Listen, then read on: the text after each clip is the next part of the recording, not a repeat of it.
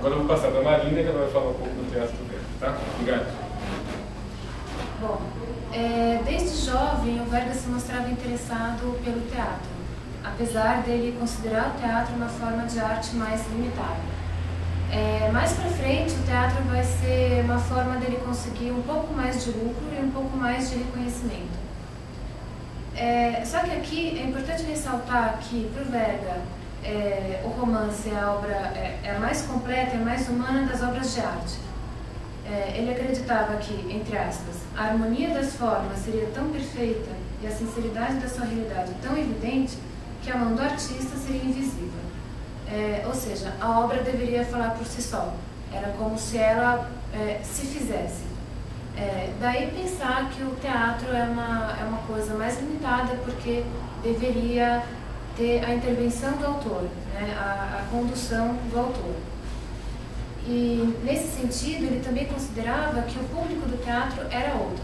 Era um público mais vasto e que pressupunha que existisse uma média tanto de gosto quanto de inteligência. Então, em 1869, ele vai escrever o drama Rosa Caduque, que era uma tradução teatral da temática Una Peccatrice. Bem resumidamente, Una Peccatrice é uma história de um estudante de direito, amante das letras, que se apaixona por uma moça que ele conheceu durante um passeio nos jardins públicos de Catania.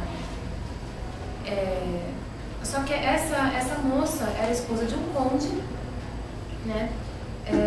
E ela despreza ele, não quer nada de jeito nenhum, e depois ele, desesperado, angustiado, vai escrever um drama chamado Il Gilberto, que faz com que ele alcance um rápido sucesso, faz com que ele também conquiste o coração da mocinha. Bom, foi só depois de afirmado o verismo que o Verga começa realmente um teatro mais empenhado. A partir daí, a obra dele, vai existir uma produção, na verdade uma transposição dos textos para o teatro, porque o Verga só tem um texto que é específico para o teatro. Em 1884, Cavalleria Rusticana, que faz parte da vida dei Campi, foi representada em um único ato, em Torino, e colocou em voga um mundo popular siciliano, né, dando impulso para o teatro realista. Ela foi considerada um manifesto do verismo teatral por causa da ambientação popular, e era algo inovador, considerando que a tradição teatral até ali era de dramas burgueses. E foi também a peça de maior sucesso. Junto com La Lupa, abriu caminho para o teatro verista, que se caracterizava por uma maior velocidade em termos de ação cênica, era muito mais dramático e era baseada no estilo de fala popular. Depois, em 1885, a gente vai ter Importineria, que é uma tentativa, né, de tradução do mundo popular milanês, só que a crítica considera que foi uma peça bastante patética. São essas as palavras, foi uma peça patética. E mais tarde, Verga vai retornar para a vida dei Campi com a versão teatral de La Lupa, em 2 atos, em 1896. Segundo Armelini, que foi um dos autores que a gente consultou aqui, o único aspecto da obra de Verga que influenciou a ponto de deixar seguidores e continuadores foi o teatro.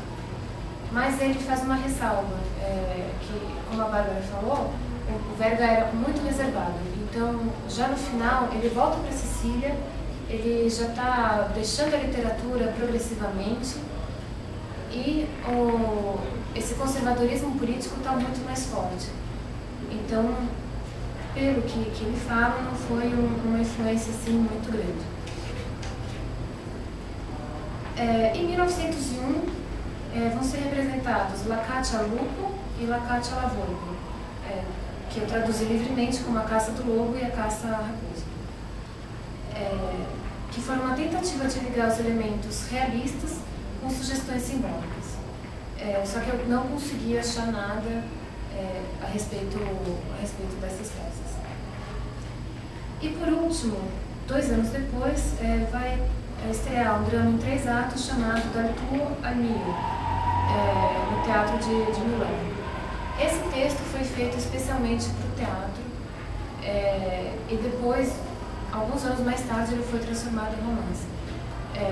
Ainda seguindo a linha da vida de Campi, ele ambienta essa peça na Sicília também, na Sicília popular, e ele vai colocar em cena conflitos da aristocracia, da velha aristocracia, da burguesia e da classe operária.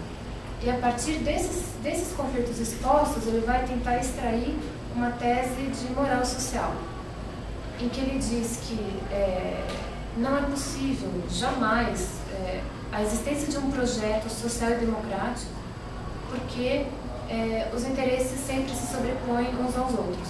Ou seja, que a gente sempre ouve falar, que a gente já conhece, que a classe operária não tem vez, né? E a aristocracia e a burguesia vão sempre sair ganhando. Daí, a gente achou um artigo de um crítico chamado Domenico Oliva, de 1904, dizendo que o público acolheu muito bem essa peça, né, D'Arthur à Mio, nos 2 primeiros atos. Só que no terceiro eles ficaram um pouco confusos, desiludidos e desnorteados. Mais pra frente, nesse mesmo artigo, ele vai falar que só o Verga, de fato, na Itália e no exterior, conseguiu ter a coragem de transportar a arte realista do romance e da novela para a cena de verdade. Então agora eu vou passar a bola para a Fernanda, que vai falar sobre a obra do Verga.